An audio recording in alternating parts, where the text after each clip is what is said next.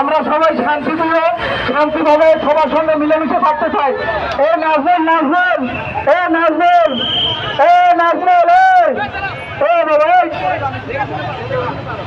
গাড়িগুলো ছেড়ে দেন সবাই একটু হেল্প করেন। আমাদের ইউনো স্যার কথা দিচ্ছে 8 দিনের মধ্যে কাজ শুরু হবে। এখানে তো আর কোনো ভাই আমি আপনাদের বলতেছি ইউনো স্যার অনেক ভালো। আমি বলতেছি ইউনো স্যার যেহেতু কথা দিচ্ছে 8 দিনের মধ্যে কাজ শুরু করবে উনি।